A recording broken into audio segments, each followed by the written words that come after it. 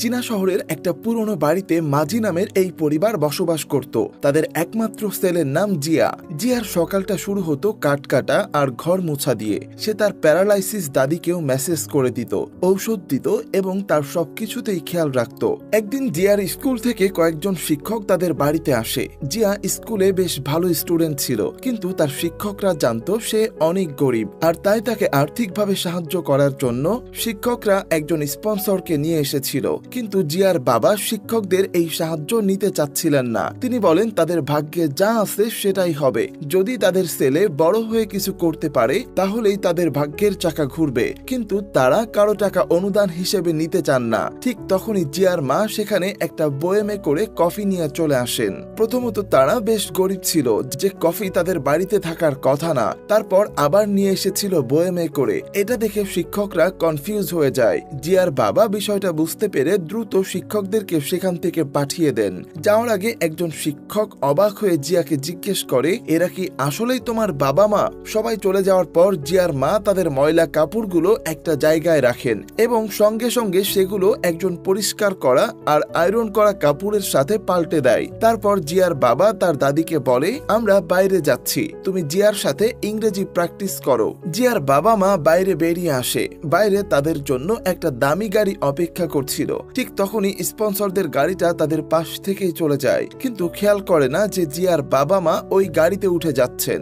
গাড়ির ভেতর জিয়ার বাবা তার মাকে বকা দিয়ে বলেন যে তোমাকে কতবার বলেছি সাবধানে থাকতে, তারপরেও তুমি আজকে দামি ঘড়ি পরে চলে এসেছো। যদি আমাদের ছেলে দেখে ফেলতো তাহলে কি জবাব দিতে ওকে? এদিকে তখন জিয়ার দাদি তাকে ব্রেকফাস্ট খাইয়ে দেয়। তারপর সে স্কুলের জন্য রওনা হয়। জিয়া বের হয়ে যাওয়ার পর তার প্যারালাইসিস দাদি চেয়ার থেকে উঠে দাঁড়িয়ে পড়েন, আর সে তার কাছে থাকা ওয়াকিটকিতে কাদেরকে যেন ইনস্ট্রাকশন দিতে শুরু করেন। তখন দেখা যায় জিয়া যেদিক থেকে স্কুলে যাচ্ছিল সেদিকে ড্রাইভার থেকে শুরু করে রাস্তায় ঝাড়ুদার এবং দোকানদার সহ অনেকেই ছদ্মবেশে জিয়ার দাদিকে ওয়াকিটকিতে জানাচ্ছিল জিয়া ঠিকভাবে স্কুলে পৌঁছাচ্ছে কিনা। রাস্তায় হঠাৎ করেই তার সামনে এক ফরেনার কাপল চলে আসে, আর তারা জিয়ার কাছে ইংরেজিতে অ্যাড্রেস জানতে চায়। তখন দেখা যায় সে অনেক ভালো ইংরেজি বলে তাদেরকে রাস্তা দেখিয়ে দেয়। আসলে এই ফরেনাররাও ছিল জিয়ার বাবার ঠিক করা, আর তাদের কাছে ক্যামেরা ছিল যেটা দিয়ে জিয়ার দাদি বাড়ি বসেই মনিটরে জিয়াকে দেখতে পাচ্ছিল।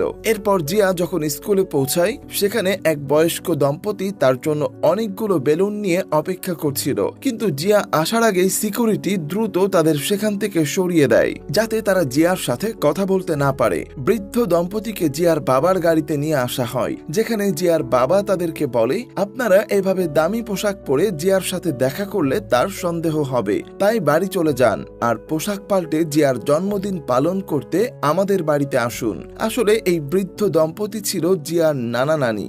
স্কুল থেকে বের হওয়ার পর জিয়ার একজন ক্লাসমেট জিয়াকে তাদের গাড়িতে উঠতে বলে, কিন্তু জিয়া ভদ্রভাবে তাকে নিষেধ করে দেয়। আসলে তার পরিবারের দরিদ্র হওয়ার কারণে সে ধনীদের সাথে খুব বেশি মেলামেশা করতে স্বাচ্ছন্দ্য বোধ করত না। কিন্তু আপনারা নিশ্চয়ই ভাবছেন তাহলে এই সব কিছু কি চলছে?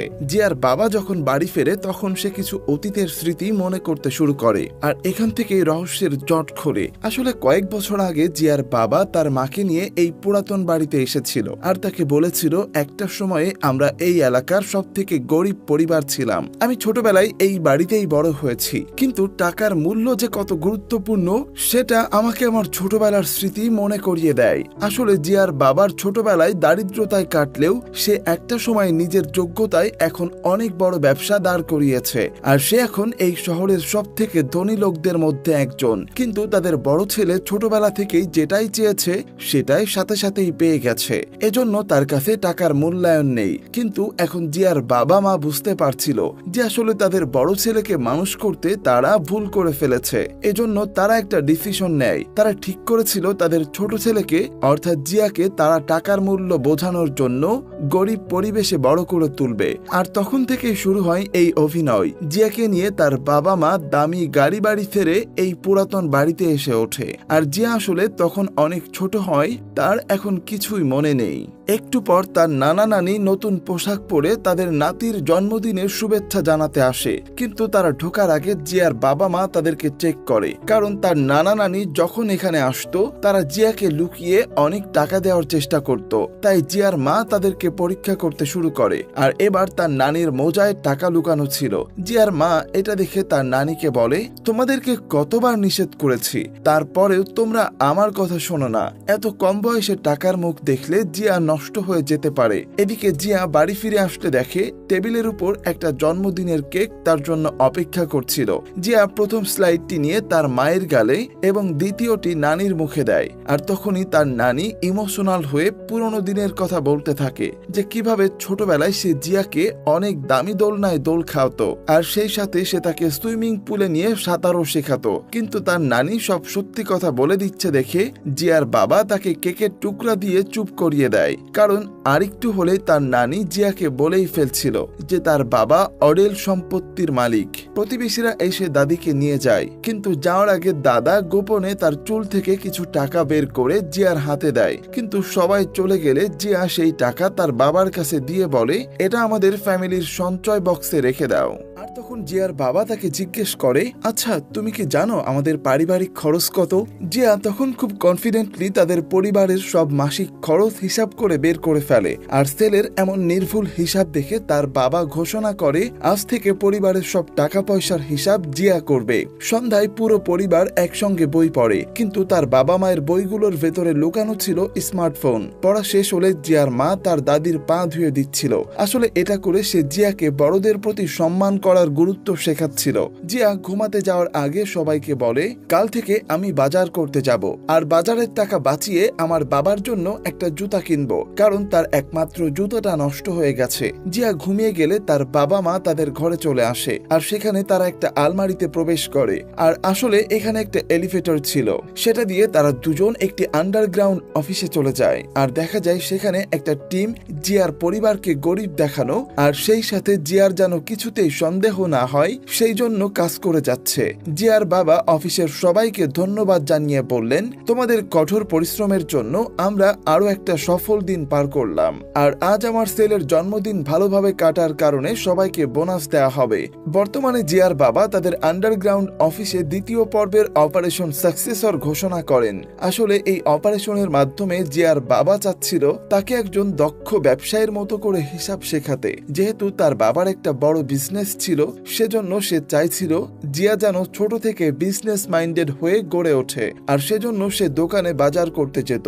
সেগুলোর দোকানদারও ছিল আসলে জিয়ার বাবার লোক। তারা কেনাকাটার সময় জিয়াকে বিভিন্ন ধরনের হিসাব নিকাশের প্রশ্ন ছুড়ে দিত, যাতে করে সে খুব দ্রুত টাকা পয়সার হিসাব বুঝতে পারে, আর এভাবেই তার ট্রেনিং চলতে থাকে। হঠাৎ করে একদিন জিয়ার মা তার জ্যাকেটের মধ্যে একটা বক্স দেখতে পায়। সেভাবে হয়তো জিয়া তার বাবার জন্য জুতা কিনে এনেছে, কিন্তু কিছুক্ষণ পরে তারা বুঝতে পারে আসলে জিয়া নিজের জন্য একটা ট্যাবলেট কিনেছে, আর এটা দেখে পরিবারের সবাই অনেক হতাশ হয়ে যায়। কিন্তু যখন তারা লক্ষ্য করে জিয়া যে দোকান থেকে ট্যাবলেটটা কিনেছিল সেখানে আসলে 7 দিনের রিটার্ন পলিসি ছিল, আর তখন তারা বুঝতে পারে আসলেই জিয়া একজন দক্ষ হিসাবী হয়ে উঠেছে, কারণ সে 7 দিন পর তার এই ট্যাবলেটটা ফেরত দিয়ে সেই টাকা দিয়ে তার বাবার জন্য জুতা কেনার প্ল্যান করেছিল।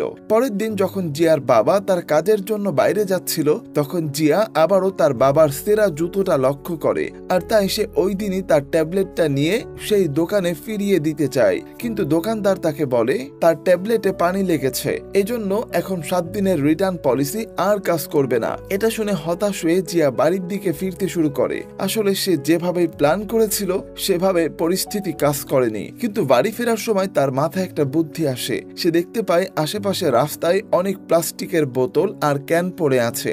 এটা দেখে তার মাথায় একটা বুদ্ধি আসে, সেগুলো কালেক্ট করে বিক্রি করে কিছু টাকা আয় করতে পারবে। কিন্তু সে যখন রাস্তা থেকে এসব বোতলগুলো কুড়াচ্ছিল, তখন তার স্কুলের বন্ধুরা তাকে নিয়ে মজা করছিল। এটা দেখে জিয়ার মা অনেক কষ্ট পায় যে আজকে তার ছেলেকে রাস্তা থেকে অন্যের ফেলে দেওয়া জিনিস কুড়াতে হচ্ছে। হাজার হলেও তারা তো বাবা মা, তাই কষ্ট লাগাটাই স্বাভাবিক। কিন্তু তারপরেও জিয়ার বাবা মন শক্ত করে আর সে বলে জীবনে বড় হতে গেলে তাকে কঠিন পরিস্থিতির মধ্য দিয়ে অবশ্যই যেতে হবে। এরপর জিয়া যখন একটা দোকানে আসে তার বোতলগুলো বিক্রি করতে, সেখানে এসে সে দেখে দোকানদার ক্যাশ খোলা রেখেই চলে গেছে। আর সামনে এতগুলো টাকা দেখে সে ধীরে ধীরে ক্যাশ বক্সের দিকে হাত বাড়ায়, কিন্তু সে টাকাগুলো না নিয়ে বরং হাত দিয়ে ক্যাশ বক্সটা বন্ধ করে দেয় আর দোকানদারকে এই বিষয়ে জানায়। দোকানদার জিয়ার কথা শুনে অনেক খুশি হয় আর এটা দেখে তার বাবা মা সহ টিমের সব লোক খুশিতে চিৎকার করে ওঠে, কারণ তারা আসলে জিয়াকে সঠিক শিক্ষা দিতে পারছিল। আর এরপর থেকে জিয়ার বাবার কিছু লোকেরা ইচ্ছা করে জিয়ার চলার পথে বেশি পরিমাণে বোতল আর ক্যান সরিয়ে রাখতে শুরু করে। আর সেদিন যখন জিয়া একটা ডাস্টবিন থেকে কিছু বোতল কুড়িয়ে নিচ্ছিল, হঠাৎ করে সেখানে একজন ফরেইনার চলে আসে আর সে তাকে তার সাথে লাঞ্চ করার জন্য ইনভাইট করে। জিয়া তার সাথে যেতে রাজি হয়। ফরেইনার লোকটা তাকে একটা বিশাল হোটেলে নিয়ে আসে আর সেখানে অনেক দামি খাবার অর্ডার করে। হোটেল রুমের মধ্যে আরেকজন লোক ছিল, সে জিয়াকে বলে আমি তোমার কাছ থেকে বোতলগুলো কিনে নিতে চাই, তুমি যদি রাজি থাকো তাহলে ফ্রেশ হয়ে আমার সাথে লাঞ্চ করতে পারো। আর তখন জিয়া তার এই অফারে খুশি হয়ে যায়। সে গোসল করছিল, এমন সময় সেই লোকটা তার কাছে এসে তার সাথে গল্প করতে শুরু করে। এদিকে তখন জিয়ার বাড়ির আন্ডারগ্রাউন্ড অফিসে সবাই জানতে পারে জিয়াকে একটা বিশাল হোটেলে নিয়ে যাওয়া হয়েছে। এটা শুনে জিয়ার বাবার সাথে বাকিরা দ্রুত সেই হোটেলে এসে পৌঁছায় আর এখানে সেই ফরেনার লোকটাকে ধরে ফেলে। কিছুক্ষণ পর জানা যায় আসলে যে লোকটা জিয়ার থেকে বোতলগুলো কিনতে চেয়েছিল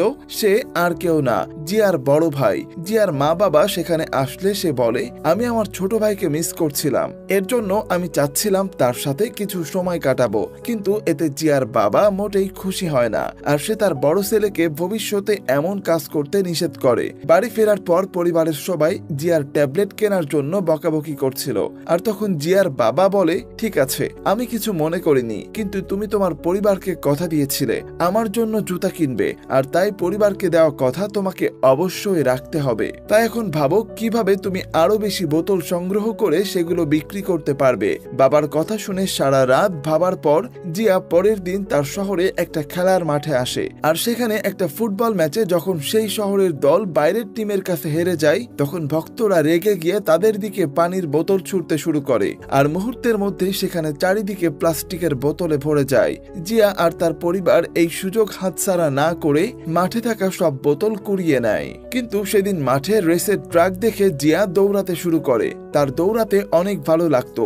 যাই হোক, অনেক প্লাস্টিকের বোতল বিক্রি করে পরের দিনই জিয়া তার বাবার জন্য নতুন জুতা কিনে আনে। কিছুদিন পর জিয়ার স্কুল থেকে তার স্পোর্টস টিচার জিয়াকে নিয়ে তাদের বাড়িতে আসে আর তার বাবা মাকে বলে জিয়া খেলাধুলায় অনেক ভালো আর তাই স্কুল থেকে তাকে দৌড় প্রতিযোগিতায় অংশগ্রহণ করতে বলা হয়েছে। জিয়া এটা শুনে অনেক খুশি ছিল, তাই সে সবার সামনেই তার টিচারকে হ্যাঁ বলে দেয়। কিন্তু জিয়ার বাবা তো চাচ্ছিল তার ছেলে বড় হয়ে তার ব্যবসা সামলাবে, কিন্তু সে যদি খেলাধুলা নিয়ে ব্যস্ত থাকে তাহলে অনেক কিছু শিখতে পারবে না। তাই সে একটা প্ল্যান করে। রাতে যখন জিয়া ঘুমাচ্ছিল তখন তার বাবা তার পায়ে একটা অবাস করা ইনজেকশন পুশ করে। পরের দিন সকালে যখন জিয়ার ঘুম ভাঙে, সে বিছানা থেকে উঠতে গিয়ে সোজা হয়ে দাঁড়াতে পারছিল না আর তাই তার পরিবার দ্রুত তাকে একটা নকল ডাক্তারের কাছে নিয়ে আসে। ডাক্তার জিয়াকে বলে তোমার একটা বিরল রোগ হয়েছে, আজ থেকে তুমি দৌড় প্রতিযোগিতা করতে পারবে না।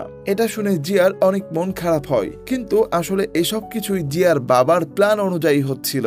হাসপাতাল থেকে ফেরার পর জিয়া তার বাবাকে জিজ্ঞেস করে আচ্ছা বাবা, আমরা কি সবসময় গরিব থাকবো? তখন জিয়ার বাবা বলে যদি তুমি চেষ্টা করো তাহলে আমরা আমাদের ভাগ্য পাল্টাতে পারি। তুমি যদি ভালোভাবে পড়াশোনা করে ফিনান্সিয়াল বিশ্ববিদ্যালয়ে ভর্তি হতে পারো তাহলে তুমি খুব সহজেই নিজের জীবন বদলাতে পারবে, কারণ সেখান থেকে একবার বের হলে অনেক বড় বড় বিজনেসম্যান তোমার মতো হতে চাইবে আর তাদেরকে মতামত দেওয়ার মাধ্যমে তুমি অনেক টাকা ইনকাম করতে পারবে। আসলে জিয়ার বাবা চাইতো তার ছেলে একজন অর্থনীতিবিদ হোক। বাবার স্বপ্নের কথা শুনে জিয়া তার বাবাকে কথা দেয় আর বলে ঠিক আছে, আজ থেকে আমি মন দিয়ে পড়াশোনা করব আর বড় হয়ে ফিনান্সিয়াল ইউনিভার্সিটিতে ভর্তি হওয়ার চেষ্টা করব।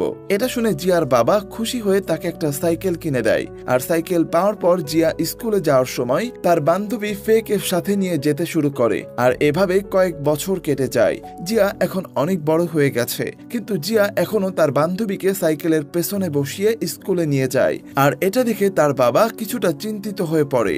যদিও তাদের দুজনের মধ্যে রোমান্টিক কোনো সম্পর্ক ছিল না, তাদের দুজনের একমাত্র একমাত্র মিল ছিল তারা দুজনেই গরিব। জিয়া যখন বাড়ি ফিরে আসে তখন প্রতিদিনই কেউ না কেউ সেখানে তাকে গণিতের বিষয়ে জটিল কিছু প্রশ্ন করে, আর জিয়াও তাদের সমস্যাগুলো খুব সহজেই সমাধান করে দেয়। এই সব কিছুই ছিল তার ট্রেনিং এর একটা অংশ। বাড়ি ঢোকার সময় জিয়া শুনতে পায় ভিতর থেকে তার বাবা মা নিজেদের মধ্যে কথা বলছে, আর সেখানে তারা বলছে আমরা জিয়াকে বিশ্ববিদ্যালয়ে পাঠাতে কত কষ্ট করছি, কিন্তু আসলে কি আমাদের ছেলে চান্স পাবে? এটা শুনে জিয়া বাড়িতে ঢুকেই পড়তে বসে। আসলে সে তার পরিবারের ভাগ্য পরিবর্তনের জন্য সর্বোচ্চ চেষ্টা করছে, যদিও তার এখনো খেলাধুলার প্রতি দুর্বলতা কাজ করত। সে চাইতো একজন স্পোর্টসম্যান হতে। একদিন ক্লাসে যখন টিচার পড়াচ্ছিল তখন টিচার তাদেরকে বলে মানুষের চেতনা সবসময় তার আশেপাশের পরিবেশ থেকেই তৈরি হয়, কিন্তু জিয়া এটা মানতে রাজি ছিল না। তাই সে বলতে শুরু করে আমার পরিবার অনেক গরিব, কিন্তু তারপরেও আমি নিজের চেষ্টায় কখনো কমতি রাখিনি, আর আমার মনে হয় আমি যথেষ্ট স্মার্ট, আর সেই সাথে আমার মতো পরিবেশে বড় হওয়া বাকি বাচ্চাদের থেকে আমি নিজের চেতনাকে অনেক বেশি স্ট্রং বানিয়েছি। কিন্তু জিয়ার কথাগুলো তার টিচারের পছন্দ হয় না, তাই সে তাকে ক্লাস থেকে বের করে দেয়। তাই জিয়া স্কুল থেকে বের হয়ে আজকে আগে আগে বাড়ির দিকে ফিরছিল, আর তখনই কিছু দূর আসার পর সে খেয়াল করে একটা বাস্কেটবল কোর্টে তার দাদি কয়েকজনের সাথে বাস্কেটবল খেলছে। কিন্তু এটা কিভাবে সম্ভব? তার দাদি তো একজন প্যারালাইসিস রোগী। জিয়াকে দেখে তার দাদি অর্থাৎ ম্যাডাম লি সেখান থেকে দৌড়ে পালায়, আর পালানোর সময় তার একটা জুতা খুলে রাস্তায় থেকে যায়। জিয়া জুতাটা হাতে নিয়ে দ্রুত বাড়ি চলে আসে। বাড়িতে ঢুকে সে দেখে তার দাদি বিছানায় শুয়ে আছে। এরপর জিয়া তার মায়ের ঘরে ছুটে যায়, কিন্তু সেখানে তার মা ছিল না। তাই সে আবার দাদির কাছে ফিরে গিয়ে প্রশ্ন করে আমি ছোটবেলা থেকেই দেখছি তুমি হাঁটতে পারো না, তাহলে আজকে বাস্কেটবল খেলছিলে কিভাবে? আর ঠিক তখন জিয়ার মা তার রুম থেকে বাইরে বের হয়ে আসে। আসলে সে সেই সিক্রেট এলিভেটর ব্যবহার করে নিচের অফিস থেকে উপরে এসেছে, কিন্তু আসার আগে সে তার পোশাক পাল্টাতে ভুলে গেছে। আর তাই জিয়া তার মাকে এমন ধনীদের পোশাকে দেখে অনেক অবাক হয়ে যায়। জিয়া তার বাবার কাছে গিয়ে বিষয়টা জানায়, কিন্তু তার বাবা বলে হতে পারে তুমি অনেক বেশি পড়াশোনা করছো, এজন্য পড়াশোনার প্রেসারে তুমি ভুলভাল দেখতে শুরু করেছো। পরের দিন সকালে জিয়া জানতে পারে যে তার দাদি রাতের বেলা মারা গেছেন, আর তার বাস্কেটবল খেলা ছিল মৃত্যুর আগে তার মনের শেষ ইচ্ছা। কিন্তু আসলে ম্যাডাম লি মারা যায়নি। তাকে নিয়ে যেন জিয়ার মনে কোনো প্রশ্ন না জাগে, সেজন্য তাকে প্ল্যান করে সরিয়ে ফেলা হয়েছে। জিয়া যখন তার দাদির শেষ বিদায় অনুষ্ঠানে আসে, সেখানে তাকে দেখে বাকিরা হঠাৎ করে কাঁদতে শুরু করে। আর জিয়া গতদিন তার দাদির উপরে সন্দেহ করার জন্য বারবার তার লাশের সামনে মাপ চাইতে থাকে।